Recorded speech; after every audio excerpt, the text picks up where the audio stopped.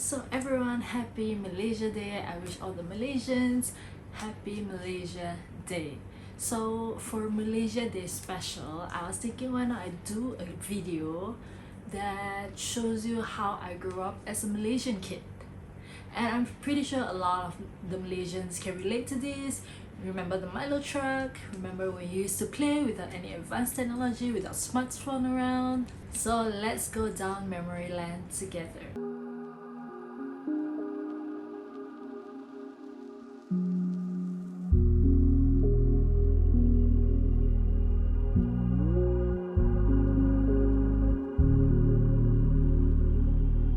Hi guys, is everyone feeling alright today? My name is Sherry. Welcome or welcome back to my channel. So I said earlier, it's Malaysia Day special, and specifically for this video, I'm wearing a shirt that was on my last day, and we went around my last day in school. We ran around asking our friends to sign our shirt, asking seniors to even sign our shirts, and yeah, it explains all the signature on it. And I've been keeping this shirt for I think ever since I was 17, I think about 9 years now. So I want to feel nostalgic and have flashbacks together.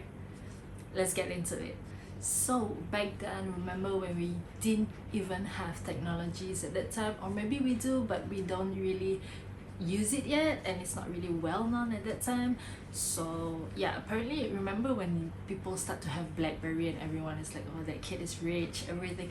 Yeah, I remember those times when I look at all my friends, like they start having BlackBerry. So I grew up in an average income family, so back then when I didn't have a smartphone yet, I would usually stay back with all my friends. We would agree to stay back together after school hours. So when we stayed back, we actually played a lot of childhood games, I would say. One of it is actually play tag. So we run around, start tagging each other and stuff like that. I used to be really good at skipping rope. So there's this me and my group of friends, right? We have this we always play skipping ropes, and there's like a certain level that you have to go over. And the last one is actually Batu Seremban, and this I don't usually play outside. I usually play with my family at home. So I used to stay at my grandparents' house. I mean, I'm still staying here, but we will all like start picking pebbles on the street and like on the roadside, and then we'll start looking for like small pebbles to play Batu Seremban with. So back to my school days, I remember the time I had the best time in my school time was during sports day, and when there's like special events, I would say. So usually on Merdeka Day, Malaysia, back then I don't think we had Malaysia Day yet, I mean the event yet. So we do have like Merdeka Day, Teachers Day, so we always have to perform on stage, like every single class.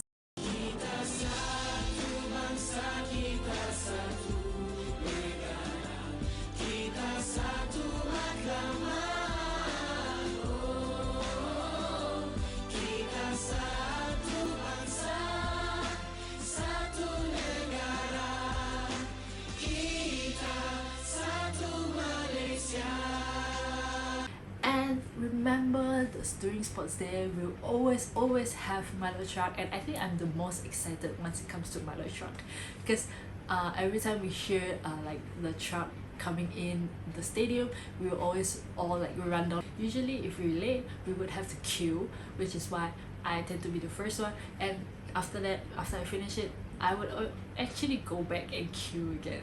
I'm usually the type of students who don't do homework. Yeah, I know, I don't do homework, okay, that's for sure. I would usually go to school early in the morning and then start asking my friends like, hey, do you guys finish the homework? Like, I want to copy, can I copy? Yeah, I know, I'm such a bad student, but yeah, I did all that.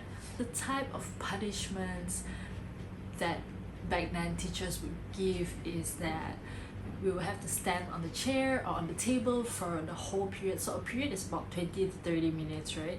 So we will have to stand on the table for that amount of time. Sometimes the teachers who are more strict, I would say, would actually ask us to go outside and finish our homework, or we will go outside, cross our arm like this, holding our ears, and just stand outside, or some even squat.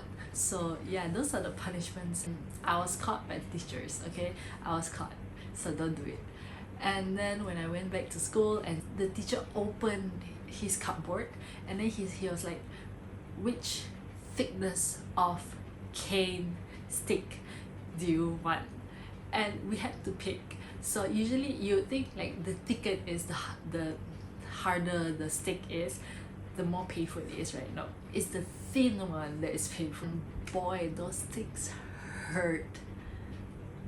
It really did hurt a lot. And then even when I reach home, I wouldn't tell my family or my parents about it, because they'll probably say like, oh, you deserve it, you deserve that punishment. Is probably because of what you did, that's why you deserve that punishment. And even worse, my mom would actually give me extra punishment at home, which is why I never tell her anything. So I'm not sure if anyone has experienced this as well, which is skin color has always been an issue as well, because I'm actually a bit more tan than most people.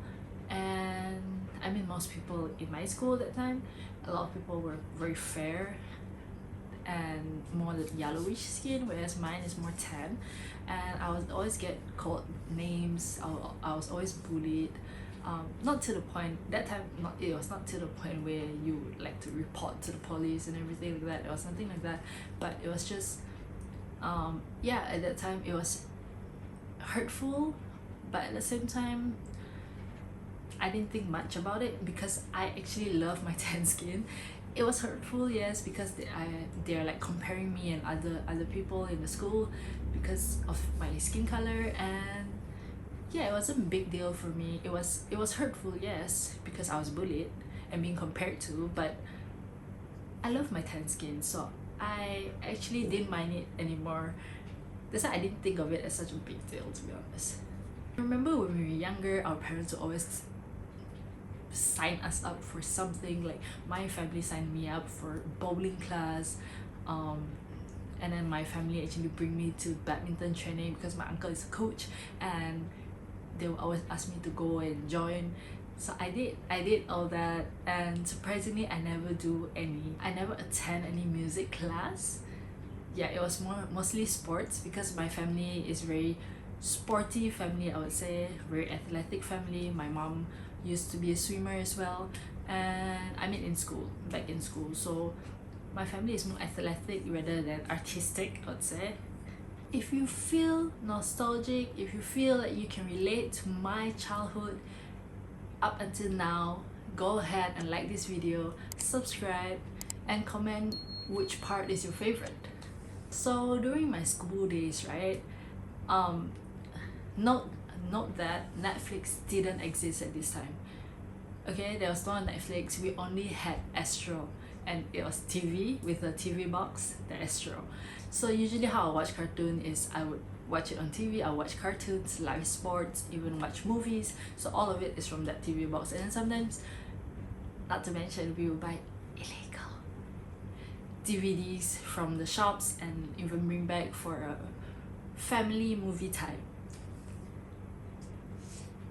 And actually, you know how in Malaysia our time difference with other countries is like maybe 8 hours, 12 hours, right? So usually when sports are having their live event at other place, we would have it here showing live at midnight, right? So usually I had curfew where I have to sleep before like 10, I think, and then I would actually pretend that I'm sleeping, and I would wake up and sneak to the living room and start switching on the TV.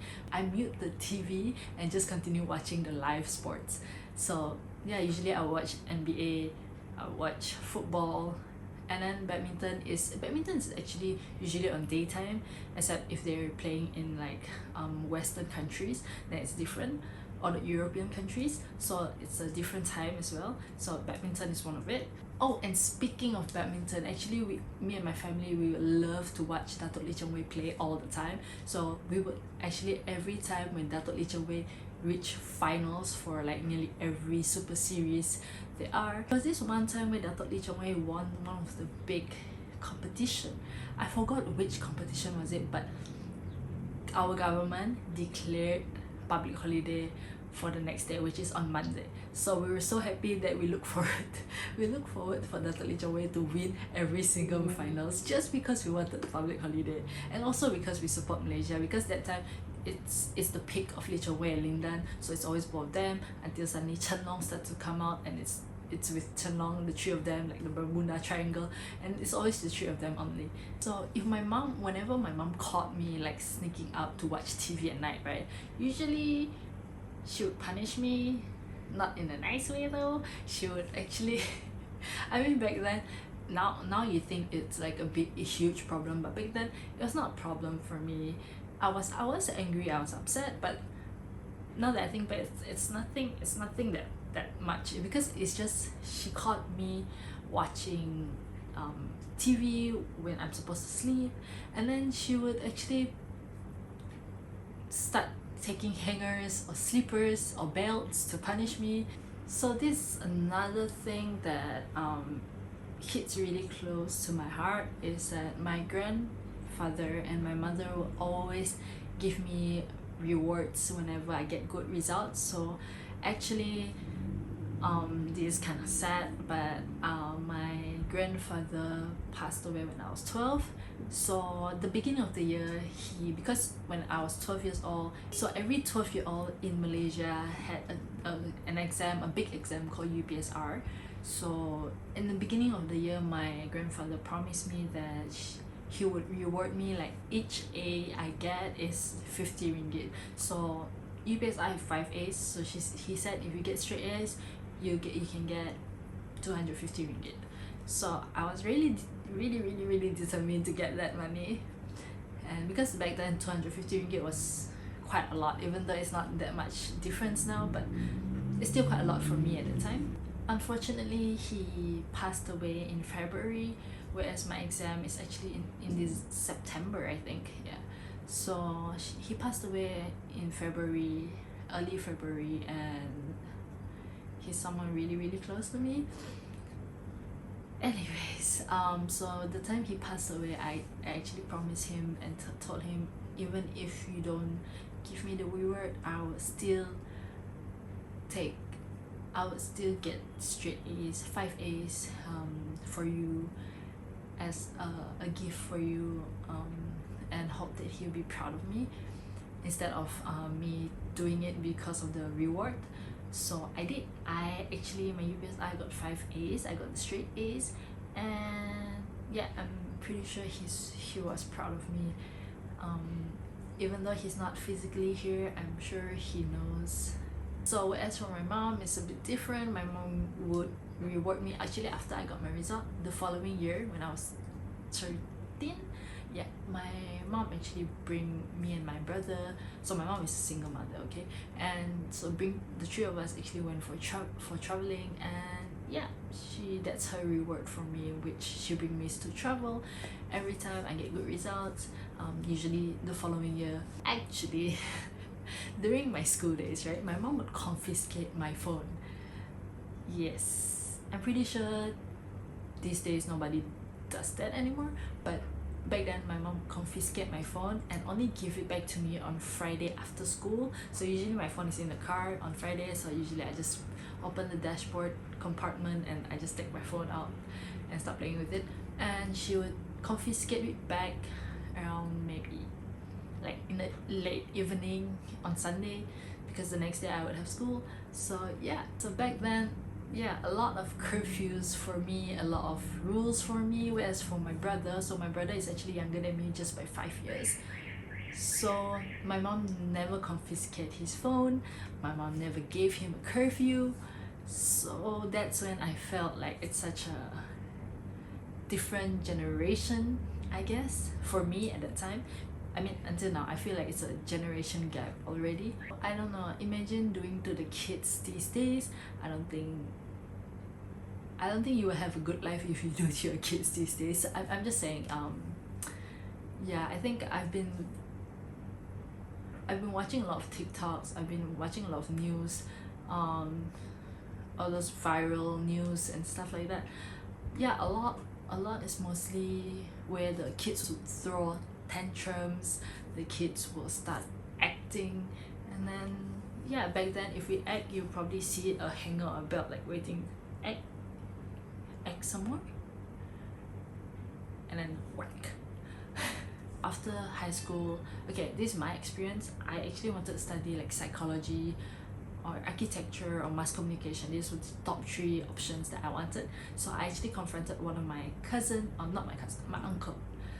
My uncle who studied architecture, and he's like, you won't get a life in university, you won't get a life.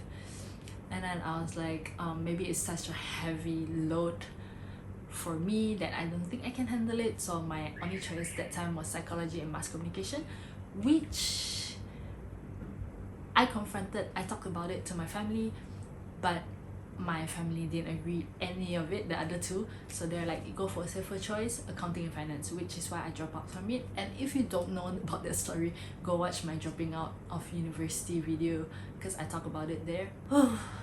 Those memories. Talking about it now, I start having a lot of flashbacks, a lot of more memorable moments, but I think these are the ones that a lot of people can relate to the most, especially if you're Malaysian. Maybe you guys might not have the exact same childhood memories like mine, but I'm pretty sure it's something similar.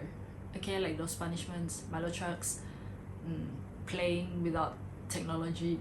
I think that's all for this video, so good. Bye bye. I wish my viewers, Malaysians, shout out to y'all Malaysians, and to have a great life. Always be happy, spread only positivity, and subscribe please, and stay tuned for my next video. Thank you for watching.